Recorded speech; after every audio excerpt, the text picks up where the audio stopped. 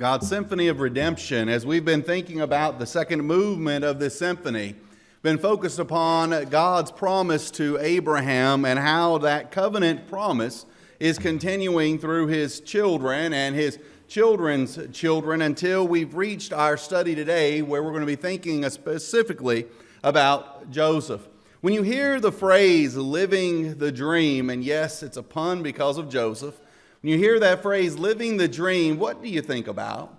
You know, that's a phrase that is somewhat popularized in our culture. The idea that I have this or I have that, I'm getting to do this, I'm getting to do that, and therefore I am living the dream. And usually when you see that, someone's in Barbados or Tortuga doing some crazy thing in some beautiful place, or they're standing in front of their McLaren or their really nice Corvette or something, and they're saying, I'm living the dream. Rarely do you see a mother covered in spit up from a baby with a house that's a mess because you can't keep up with the kids nonstop at that moment saying living the dream, right? That's not the perspective that we have. We see the glamour of the world, the all that glitters is gold kind of stuff, and we say, man, we're living the dream, and yet most of life does not look like that. I want to challenge that idea this morning. That the McLaren, the Corvette, the luxury life is living the dream. I want to challenge that by looking at Joseph's life. And I want us to think about what God does through and with Joseph, and how Joseph, being the dreamer, actually through all that he's doing is actually living the dream. Follow me this morning, if you will. We're going to begin in Genesis 37. We're talking about the many dreams that we find throughout the context of this section of Scripture. You know, as we come toward Genesis 37, we have seen creation, and we have seen the flood and the fall. We have seen the Tower of Babel and man scattered. We've seen the call of Abraham and then Isaac thereafter, and Jacob, now Israel at this point in the text thereafter. And now we're to his children, that is Israel's children. And from chapter 37 through the end of the book of Genesis, we are basically consumed with the life of Joseph in particular and his brothers. There's a little detour in chapter 38 with Judah and Tamar. We're skipping over that, not because it's not important to study it, but because it's not applicable to looking at Joseph's life today.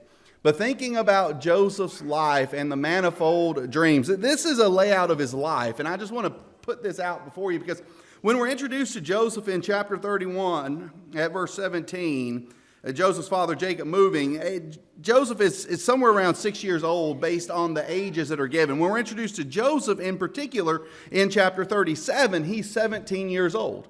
So when he's being sold into slavery, Joseph is 17 years old. The text explicitly says it. And you can march through his life using points in Genesis based on the dating of other individuals, the giving of ages, so that by the time he is sold to Potiphar in Egypt, he's 17-ish. By the time he interprets the dream, somewhere around 28. His grandfather Isaac actually dies, though it's recorded chronologically kind of out of order in Genesis, when he's 29. So he's in Egypt when that actually happens. He interprets Pharaoh's dream, released from prison around 30 years old, and then everything else thereafter transpires, and he is there in Egypt for 80 years till he dies at the age of 110. And so Joseph begins to experience all of these difficulties at 17 years old. Now think about that. He's a young man. Now I know 17 then and 17 now aren't necessarily the same thing. Joseph wasn't staying up all night drinking Mountain Dew and playing on an Xbox, right? He wasn't doing that. He wasn't gaming in front of a PC. He had real responsibilities in a real world with a real life. But he's still only 17 years old when all of these things are going to come upon him. And when he is made second only to Pharaoh in Egypt, the man is only 30 years old. And he is doing all of these things. So there's about 13 years of his life, from the time he's sold into slavery until he is exalted out of that slavery. So he lives in that for 13 years. Just kind of keep that in the back of your mind. This isn't a short 6-month jaunt through Potiphar's house, then into the prison, and then to Pharaoh's side. This is over the course of more than a decade of his life that he's dealing with these things. And it all begins in Genesis 37, the dreams of grandeur. Now, when we hear that, we sometimes think of it in a negative sense. Here in Genesis 37, it is not so at all. Joseph is introduced to us right away as really being righteous in his dealings. His brothers, as we've already seen with Dinah and that circumstance, they're not particularly always on the up and up. As we'll see in how they treat Joseph, most of you already know that story. They sell him into slavery. They're not on the up and up. Judah, his dealings with Tamar, he doesn't exactly conduct himself in a way that we would think is good by any means. And so his brothers are quite an interesting group. And as we talked about last Sunday with the consequences, you can kind of understand that some of their behavior, you can see the seeds of that in his father, in their father, and in their parents before them. But Joseph is righteous. We're introduced to him this way. Now Jacob dwelled in the land where his father was a stranger, in the land of Canaan. This is the history of Jacob. Joseph, being 17 years old, was feeding the flock with his brothers, and the lad was with the sons of Bilhah and the sons of Zilpah, his father's wives, and Joseph brought a bad report of them to his father. He brought a bad report of them. This is how we're introduced to him. Now, with everything else we know about the brothers, there's nothing to give us any indication other than to point to the fact that Joseph is doing what is right here.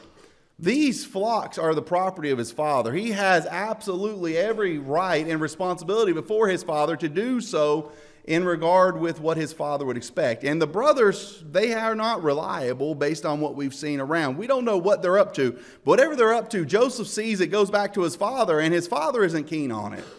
Now that begins to breed resentment because Joseph is also what? The favorite. Because if you read verses 3 and 4, now Israel loved Joseph more than all his children because he was the son of his old age. Also, he made him a tunic of many colors, but when his brothers saw that their father loved him more than all his brothers, they hated him and could not speak, peaceably to him. They couldn't speak peaceably to him. That's an interesting turn of phrase, isn't it? Have you ever had anyone in your life that you just could not have a single conversation with them without that conversation going sideways? That's what Genesis is describing here. A reality that Joseph and his brothers just could not interact with each other at all in any way peaceable at all. Now, you've got to wonder what Jacob is thinking through all this, but we're not told that, right? We're not told what Israel is thinking throughout the course of all this, other than we see his behavior, and he's not helping the situation because of everything that transpires. Beginning at verse 5, Joseph had a dream, and he told it to his brothers, and they hated him even more. So he said to them, "Please hear this dream which I have dreamed. There we were, binding sheaves in the field, and behold, my sheaf arose and also stood upright. And indeed your sheaf stood all around and bowed down on my sheaf. And his brothers said to him, Shall you indeed reign over us, or shall you indeed have dominion over us? So they hated him even more for his dreams and for his words. Then he dreamed still another dream, and told it to his brothers, and said, Look, I have dreamed another dream, and this time the sun, the moon, and the 11 stars bow down to me. So he told it to his father and his brothers, and his father rebuked him and said to him." Now, of all the folks that are going to rebuke Jacob, his father, boy, that's kind of a unique one, right? Because if you remember when we're looking at Jacob, as he's leaving Canaan, what does God do? Appear to him in a dream. And there's a ladder from heaven with the angels ascending and descending, and God is there pictured at the top of the ladder. And Jacob wakes from that dream and he says, God is surely in this place. Now comes his son a little bit later, and his son has a dream that relates to something regarding his father and his brothers and them bowing down. And instead of saying, perhaps this is from God, he rebukes him and says, "What is this dream that you've dreamed? Shall your mother and I and your brothers indeed come to bow down to the earth before you?" Well, there's some pride here, right? It's pride. And that pride continues to breed resentment. The pride isn't Joseph's. The pride is that of the brothers and even his own father. And so we have a situation now where Joseph has had this dream, these dreams of grandeur. His brothers bowing down to him, he's exalted above them. His father, mother, which at this point she's past, but speaking for the whole of the household, bowing down to him. Dreams of grandeur. And what's the result of all of this? I'm sorry. It is that time of year, isn't it? And I even took my allergy meds this morning. No, I don't need that, brother. That's only going to make it worse for me this morning. I appreciate you. See, a brother's always there when you're in need, isn't he? Thank you. Then his brothers went to feed their father's flock in Shechem, and Israel said to Joseph, we're picking up at verses 12 and 13, are not your brothers feeding the flock in Shechem? Come, I will send you to them. So he said to them, here I am. And then he said to them, please go and see if it is well with your brothers and well with the flocks, and bring back word to me. So he sent him out of the valley of Hebron, and he went to Shechem. Now, Hebron is in southern Israel. We're down below Jerusalem, and he sends him all the way north to Shechem. This is a journey, by the way, on foot of a couple of days at minimum. And he comes to Shechem, and he can't find his brothers. And he says, certain man found him. There he was, wandering in the field. The man asked him, saying, what are you seeking? So he said, I'm seeking my brothers. Please tell me where they are feeding their flocks. And the man said, they've departed from here, for I heard them say, let us go to Dothan. So Joseph went after his brothers and found them in Dothan. Now that's even further north. Now when they saw him afar off, even before he came near to them, they conspired against him to kill him. Now this is the plotting of fratricide, isn't it? And this is the third time in the book of Genesis where we see this kind of thing either being plotted or carried out. The first one, well known, Cain and Abel. The second one, we've already talked about that as well, right? Jacob, Joseph's father, and his brother Esau. Esau says, the time of mourning for my dad is at hand. When that's done, I'm going to kill him. Well, again, this seems to be running in the family, right? We'll solve the problem by murder. Murder never solves anything. But that's what they're plotting. We'll just get rid of him. Well, we know how this goes. They end up selling him for some silver. Silver speaks more loudly here. Reuben's trying to save his brother, and well, he's not successful in the end. He saves him from death, but not successful in saving him, bringing him back to his father, because here come some Ishmaelite traders along the way, and oh, look, they'll offer us 20 pieces of silver for our brother. Boy, some money in the pocket's a whole lot better than a body we've got to bury. So they sell him. And then the problem of the father arises. You can't just go home and say, hey, Dad, guess what? We've got some silver. Where'd you get it? We sold your son, Joseph. We decided we didn't need that extra one around, extra mouth to feed, and also, here's a little silver in your pocket, Dad. We don't need Joseph anymore. You can't just do that, right? Under normal circumstances, at least, you can't just do something like that. And so they take his coat, they tear it, they take the blood of a beast, they smear it on there, and then they bring it to Dad and say, is this the coat of your son? They know what it is, right? That's one of those deceptive statements we studied a few years ago. They're leading their father astray. And their father, as you read toward the end of the chapter, he thinks he's just going to die when he sees this. Verse 34, Jacob tore his clothes, put sackcloth on his waist, and mourned for his son many days. And all his sons and all his daughters arose to comfort him, but he refused to be comforted. And he said, for I shall go down into the grave to my son in mourning. Thus his father wept for him. So you just put all of this together in Genesis 37, and look at Joseph's situation. His father favors him. That's not Joseph's fault. His brothers hate him partially because of the dreams. They sell him into slavery. The father is deceived. Joseph is not in a great place here, is he? As we look at the situation, if that was you and you were in Joseph's shoes, your family hated you enough to sell you away into slavery to somebody, you'd say, I'm in a bad place. I found myself in a bad spot. Well, he's sold into Potiphar's house. Genesis 38 detours through Judah and Tamar. We come to Genesis 39, and the account with Joseph picks up. And as he's there in Potiphar's house in Egypt, well, here's what we read about Potiphar's wife concerning Joseph. She had longing eyes for him. Came to pass after these things, as master's wife cast longing eyes on Joseph. And she said, lie with me. But Joseph, he's a man of faith. Even at this young age, he's learned to trust God. Obviously, something went right somewhere along the way in that regard, because verse 8, he says, look, my master does not know what is with me in the house, and he's committed all that he has in my hand. Now notice verse 9, there is no one greater in this house than I, nor has he kept back anything from me but you, because you are his wife. How then can I do this great wickedness and sin against God? What's that tell us? Joseph has faith. He says, I can't do wrong by Potiphar. Potiphar's trusted me. How could I sin? Obviously sins against God, but Joseph recognized I would be doing wrong by myself and against God. And Joseph's got some wisdom here, doesn't he? He's a young man. He has some wisdom. Now, day by day, she continually tries to convince him to come into her. And he, day by day, continually says, nope, nope, nope, nope, nope, not going to do that. Until finally, we read in verses 13 through 18 of the text, what she do? She grabs him, and he leaves his garment, and so she's there with his garment and decides, I can make something out of this. She's a scorned woman here, isn't she? And so she does what sometimes individuals who've been scorned does. She called, verse 14, to the men of her house and spoke to them, saying, see, he's brought in to us a Hebrew to mock us. He came in to lie with me, and I cried out with a loud voice. And it happened when he heard that I lifted my voice and cried out, he left his garment with me and fled and went outside. So she kept his garment with her until his master came home. That's Potiphar.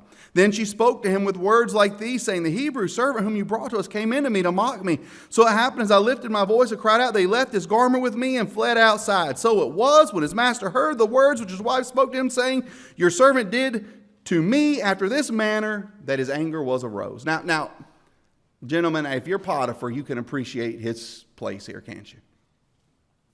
You're being told this and this happened. She has some evidence in her hands. It seems to indicate her story is true. So Potiphar confines him, throws him into prison. Verse 20, Joseph's master took him, put him into the prison, a place where the king's prisoners were confined, and he was there in the prison. Now, his dreams of grandeur ended up getting him sold into Egypt. So dreams from God, but he was sold into Egypt. Her dreams of adultery ended up getting him put into prison, right? But notice something here. Joseph, while he runs out from her, he obviously doesn't try to flee the whole scene.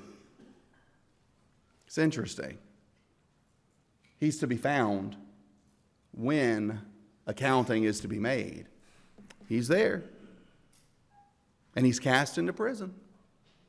So far, Joseph's life is going along, went way down. Okay, he's a slave, but Potiphar's house, God has blessed him. Things are going well. Everything's committed. Kind of back up a little bit, right? And then this happens, and boy, he's back down again. And this time he's in prison. And now we have some dreams of departure in Genesis 39, 19 through 48, verse 22. And we're not going to read all of this. The baker and butler, Pharaoh got mad with his baker and with his butler. Butler here is more like a cupbearer. It's translated as butler in the New King James. He's the one who would have sampled the wine before giving it to Pharaoh, in essence, to make sure that nobody did anything with this, because Pharaoh wants to live, and he's a powerful man, and there are powers that be when you're a powerful man in that age who might want to see you removed, and poison was a tremendously good way to see that happen. So the cupbearer take a little sip of the drink the beverage he was about to give to the Pharaoh, and if he's okay, then hey, I can give this on to Pharaoh. But if he starts to foam at the mouth and pass out, Pharaoh knows I better not drink that, right? Goes find me a new cupbearer. I'm going to need one as he's dying. Well, Pharaoh had become mad at the cupbearer and the baker. He'd thrown them into prison. They have dreams. Ultimately, Joseph interprets the dreams for them. The cupbearer is going to be restored, and the baker, he's going to be dead at the hands of Pharaoh. Pharaoh will restore one, kill the other. But Joseph's request in all of this. Now, again, he's blessed while he's in the prison. In fact, we could read back at verse 22 of chapter 39. The keeper of the prison committed to Joseph's hand all the prisoners who were in the prison. Whatever they did, it was his doing. So his life is back up a little bit, but it can only be up so far when you're in prison, right? I mean, even with all that trustworthiness, you're still confined. You're still in prison. He says, just remember me. Verses 14 and 15. When he speaks to the cupbearer and interprets the dream, but remember me when it is well with you, and please show kindness to me. Make mention of me to Pharaoh and get me out of this house, for indeed I was stolen away from the land of the Hebrews, and also I've done nothing here that they should put me into the dungeon. Dreams of departure. The cupbearer and the baker both went out, and Joseph does too, right? And all he says to the cupbearer is, hey, listen, when you're out, don't forget about me. I shouldn't be here. This is unjust. You'll be back at Pharaoh's side again. The idea being that perhaps you can plead to Pharaoh on my behalf, right? That's got to be the expectation. I didn't do anything to Potiphar's wife. I was sold as a slave into Egypt unjustly. There's no reason why I should be where I am. Please remember me. Well, he isn't remembered. And then we come to chapter 41 and we have more dreams. That's why I titled this first section, Manifold Dreams, right? Many dreams. And these are dreams of plenty and famine. Pharaoh dreams these dreams, and it involves the heads of grain that come up plump and good, and those that come up, well, looking awfully sickly. And the sickly devour the plump and good ultimately. And he dreams about some cattle, same kind of thing. Good-looking cattle, 7 of them. Bad-looking cattle devour the good-looking cattle. And Pharaoh is troubled by his dreams. Verse 8 of chapter 41, it came to pass in the morning that his spirit was troubled, and he sent and called for all the magicians of Egypt and all its wise men, and Pharaoh told him his dreams, but there was no one who could interpret them for Pharaoh. Now Joseph has already interpreted some dreams, hasn't he? For the cupbearer and for the baker. And if you've read the full text here, we can't for the sake of time, you know his interpretations were accurate because God was giving them through Joseph ultimately. All of this is God working. We'll see that more explicitly in a moment. I want to point some things out. And this is when Joseph is remembered. Because we read at verse 9, the chief butler spoke to Pharaoh saying, I remember my faults this day. When Pharaoh was angry with his servants and put me in custody in the house of the captain of the guard, both me and the chief baker, we each had a dream, and one night he and I, each of us dreamed according to the interpretation of his own dream. Now there was a young Hebrew man with us there, a servant of the captain of the guard, and we told him, and he interpreted our dreams for us. To each man he interpreted according to his own dream, and it came to pass, just as he interpreted for us, so it happened. He restored me to my office, and he hanged him. So, this man knows how to interpret dreams, Pharaoh. Verses 14 through 36, let's summarize it quickly. Pharaoh calls for Joseph. Pharaoh calls for Joseph and says, hey, listen, I want to know the meaning of my dreams. I need to know them. And Joseph explains them to him. There's going to be 7 years of plenty, followed by 7 years of famine. The whole earth is going to thirst, and that thirst is not going to be able to be quenched. And so you've got to store up grain in the cities during these 7 years of plenty. And so you'll have food to feed when the 7 years of famine come. This is what God says these dreams mean. They're not 2 dreams, they're 1 dream, Pharaoh. And Pharaoh looks at Joseph and says, is there anyone in the land like this man? Verse 37 beginning, so the advice was good in the eyes of Pharaoh and the eyes of all his servants. And Pharaoh said to his servants, can we find such a one as this, a man in whom is the Spirit of God?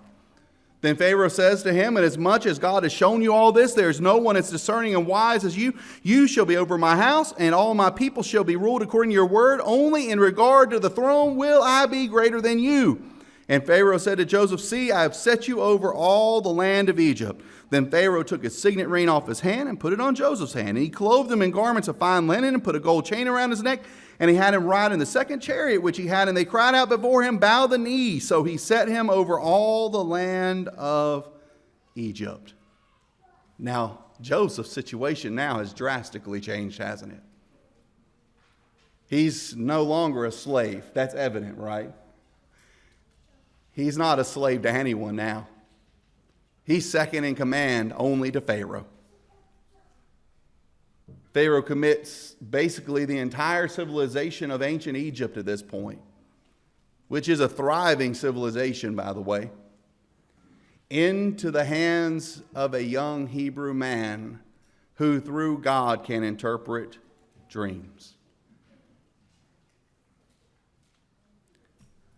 And then when you turn to chapters 42 through 45, there are dreams of reunion. Because that dream that started this all back in chapter 37, the one with the sheaves and the sun and the moon, it all comes true. Because the famine hits, the land is desolate, all up through Canaan and otherwise, where still Joseph's brothers and father live and their families. And they hear that in Egypt there is some grain. And so chapter 42 has them coming to Joseph. And we read this beginning at verse 6. Now Joseph was governor over all the land, and it was he who sold to all the people of the land. And Joseph's brothers came and bowed down before him with their faces to the earth. It happened, didn't it? We're not going to bow down to you. You're the younger brother. Not the youngest, Benjamin is, but you're awfully far down that line, Joseph. And here they are on their knees before him.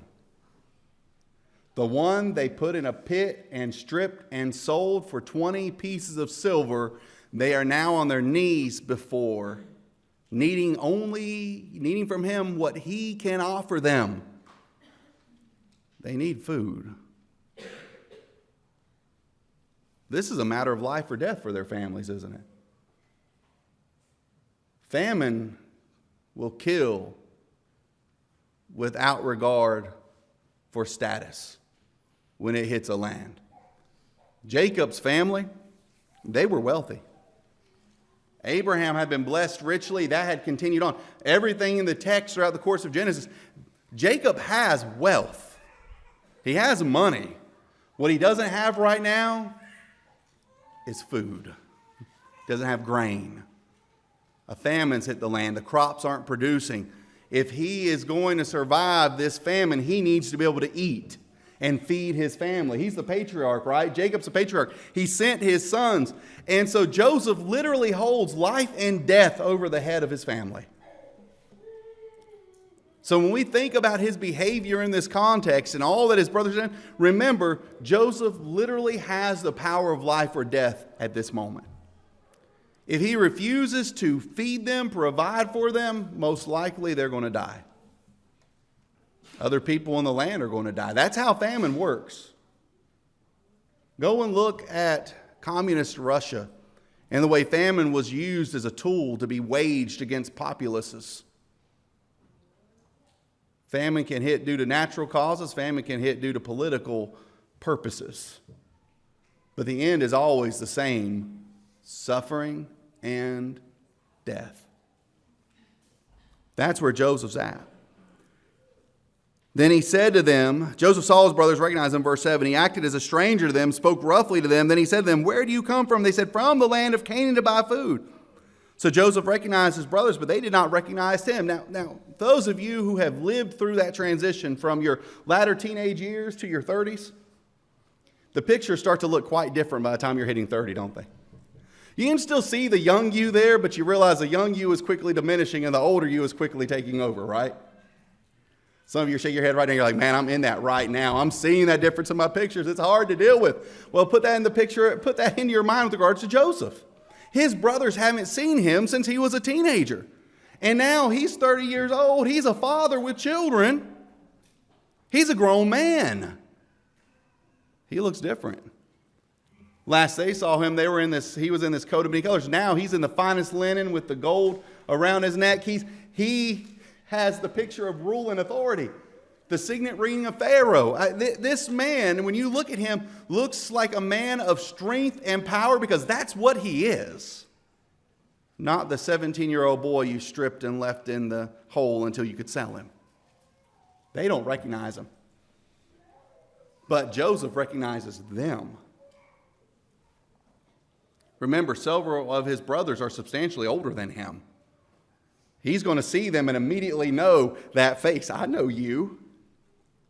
And he's going to remember those voices that he probably heard, those faces that he probably remembered every single night that he was away from home for many, many days.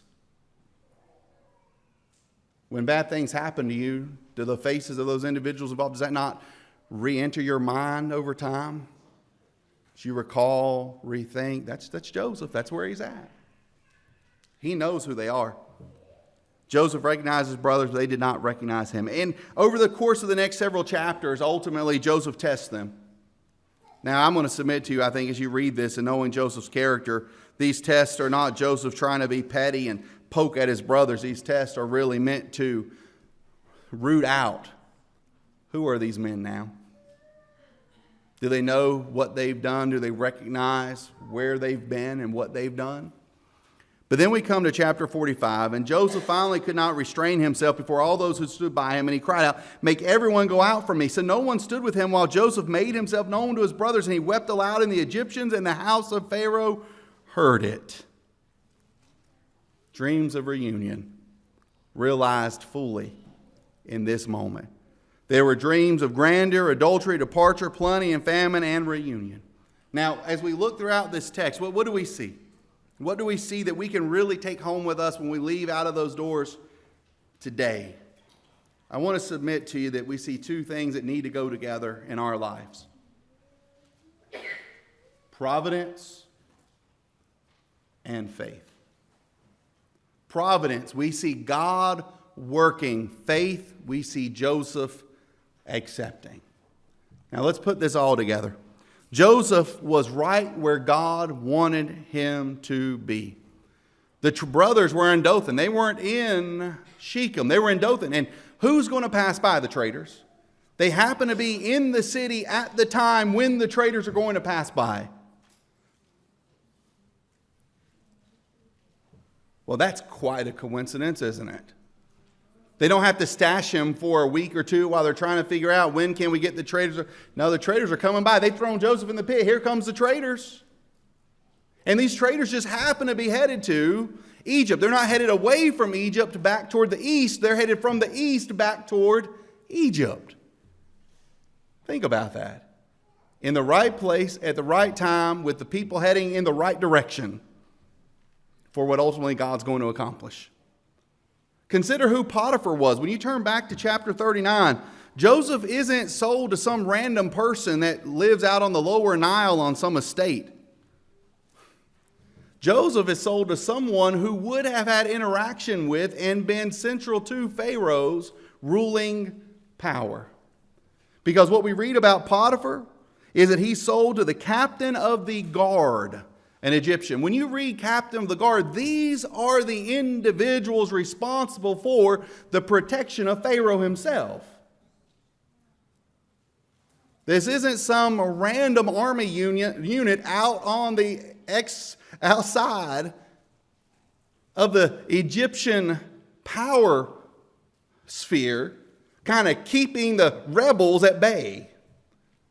This is a man who's responsible for the protection of the ruler of Egypt. And that's where Joseph finds himself. Which is significant because Joseph is then placed in a prison that is just not any prison. When you read verses 20 through 23 of chapter 39, it says, Joseph's master took and put him into the prison, a place where the king's prisoners were confined, a place where the baker and the butler would be. A place, by the way, that not just any prisoner would be taken to, but because Potiphar is who he is, and Joseph is in his house, when he wants to imprison him, he imprisons him here. This is a specific prison with specific people. At the time when a few of those people that are near Pharaoh are going to happen to just come into that prison. Do you see all of the dots lining up? And there he met the butler. Who would remember him? Who would be at the side of Pharaoh when God gives Pharaoh these dreams that no one can interpret? In other words, when we look at Joseph's life, Joseph was right where God wanted him when he wanted him there. We often talk about Esther in this relationship, don't we? That she's just where she needs to be, when she needs to be there for the salvation of Israel. Joseph is the same. Joseph is an example of God's providence. He takes all of these events and he shapes them just so that Joseph is right there when Pharaoh has the dreams. And the cupbearer can say, I remember now. Here's the man who can interpret them. And he is brought. And the next thing you know, he's reigning over Egypt, second to Pharaoh. And here comes the brothers. And he's able to save life and bring them into the land. Which, by the way, God had told Abraham his descendants would go into that land, but would come out a great nation. And here all of that is coming to place. This is God's providence. He is orchestrating and arranging things for a greater purpose. Now, Joseph, throughout the course of all this, is who God wants him to be, but ultimately, he had to be right where God wanted him to be so that the brothers would come, the dream, everything. But think about Joseph for a moment. He's honest in reporting about his brothers. He refuses to lie with Potiphar's wife. He will not sin against God. When Pharaoh calls for him and says, I hear you can interpret dreams, read verse 16 with me of Genesis 41, because we didn't read it earlier. I wanted to save it for now. In verse 16, Joseph answered Pharaoh, saying, it is not in me. God will give Pharaoh an answer of peace. Joseph is a man of faith. He says, I'm not going to sin against God. He says, Pharaoh, it's not me. It is God. And when push came to shove and he held the power of life and death over his brothers, he did not seek vengeance upon them. In Genesis 50, after their father has died, there's an interesting scene that occurs, beginning at verse 15 of the text. And this shows you Joseph's heart and attitude the whole time.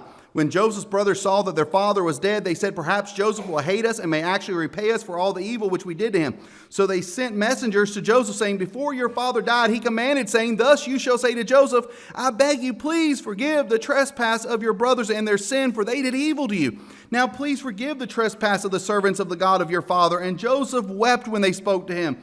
Then his brothers also went and fell down before his face, and they said, behold, we are your servants. Joseph said to them, do not be afraid, for am I in the place of God?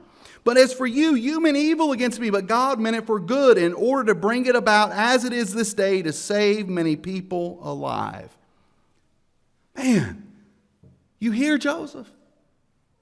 He was sold, he was in prison, he was at every turn there for a decade plus of his life. Everything that could go wrong seemed like it always did go wrong. But he kept faith throughout the course of the entire event. He keeps the faith. He's always looking to God. Potiphar's wife's lying. Well, he's still looking to God. He's in the prison. He's still looking ultimately to God, because when he's called out of that prison, his speech to Pharaoh, his words to Pharaoh convey that to us. This is a man of faith. And now on the other side of it all, boy, he is able to see the big picture, isn't he? He's able to see what God did for him. And so Joseph was really living the dream. He makes a similar statement to this in Genesis 45, 5 through 8, which was read back in 50. I wanted to put it here for you. We're not going to read it for the sake of time at this point. But it is a direct parallel to what we just read in Genesis 50. Joseph says, God did this. Joseph realized he was actually living the dream, because God had put him exactly where he needed to be an instrument for salvation and blessing. Now think about that. All that he went through, all that he endured, and God used that, didn't he? He put him right where he wanted, and Joseph was just who he should have been. When you combine providence and faith, powerful things happen. Esther has to be prodded in that faith by her uncle Mordecai, right? Perhaps you've come to the kingdom for such a time as this, the same kind of concept. But when you put God's providence and a faith that says whatever comes in this life, I'm going to trust God and I'm going to labor through it, tremendous things can happen. When we think of Joseph, 17 years when he's carried away, could not have even started to realize how God would ultimately use his life to accomplish God's own purposes, God's own will. And we see that with many other Bible characters as well. We've mentioned Esther. What about David? Think David had any idea when he was shepherding his father's flock and being called to that tent by Samuel that he was about to be anointed king? Do you think David had any idea that once anointed king, everything that God was going to do and use David to accomplish? Yes, David was a flawed man, just like Abraham was. There's no doubt Joseph wasn't a perfect man in his own right. He's a man. We know he would have sinned at some occasion. But then the apostles, you think about them. You think Peter and Andrew and James and John and Philip, all of them. Paul himself, you think these guys had any idea exactly all that was going to be involved in following Jesus when they first started following him? But they sought him, and they sought him faithfully even to death for most of them, right? Because we know only John, the apostle, the disciple whom Jesus loved, lived to die of old age. Everybody else was martyred for the cause of the kingdom, for Christ himself. Think they had any idea of how God was going to use their lives when they first started down that path? None at all. So the question that I want to ask you is, are we willing to accept God putting us where he wants us and using us how he wants us for the kingdom of Christ and his glory? Are we willing to accept that? Are we willing to accept that in God's providence at times he may put us in situations like Joseph that are not exactly what we would consider enjoyable? That are for a time makes us feel like in this season of life things are really challenging and bad and difficult. And are we willing to be who we still need to be? Just people of faith. To say whatever comes, I'm going to trust God through it. I'm going to walk with him faithfully. I'm going to know that he will use this for good, right? Romans 8:28. We see that in Joseph's life. But are we willing to live it in our own? Moms, I started this and I said, rarely do you hear someone say you're living the dream with that baby spit up and the mess all around. Can I suggest to you you're living the dream? God has you in a great place. You're blessed to be able to hold that child. To have food whereby to feed them, milk whereby to nurse them. You have safety whereby to pat them on that back and get that burp out that brings all the other stuff. You know how it goes. I've had 3 of them. They do it at the most inopportune time sometime. I had to throw away a suit coat because nobody could get it out of it. Just stained. Dry cleaner tried a couple times, said, we can't do it. I said, okay, the trash can. That's living the dream. You are blessed by God to have children. Blessed with the ability to provide for them. That is the dream. And your greatest work in those years is going to be starting to direct those young souls back to their Maker. And that's not something to be frowned upon. That's not something to be minimized. That's not something to look at and say, well, does this really matter? Oh, it matters. It matters so much. Those are souls. Those are young souls trusted to you. Dad, you're working long hours trying to make sure your family's provided for. I'm not talking about the excessive stuff. I'm talking about the normal overtime, taking time where you can. Hey, Mom, you're involved in that too. Single mom, you're trying to do everything you can. Say, I'm not living the dream. The dream would be having a bank account with plenty of money in it. The dream would be having everything I want. I understand those times can be difficult. I grew up in a home where my father was laid off multiple times in my childhood, where there were times we did not have much money or much food. I can understand. I lived through it as the child enduring it, not as the adult doing it. Those can be hard days. But if there is that food to put on the table, even if it's meager, and if you're laboring with those hands and you have young children who love you and just love to see you come home, you're living the dream. You're blessed. Now I use that as an example because I know we have a lot of young families going through a lot right now. But it really doesn't matter what stage of life we're in. There are going to be those moments where we feel like what's happening right now, we can't see anything out of it. But if you're walking by faith, trust that God will use that and bring good from it. Joseph, on the other side, saw all the blessings, didn't he? He saw how God had accomplished his will through him. What a blessing it is to see on the other side how God can use people of faith and his providence to bring you through to the other side. So even when things seem difficult, keep trusting God.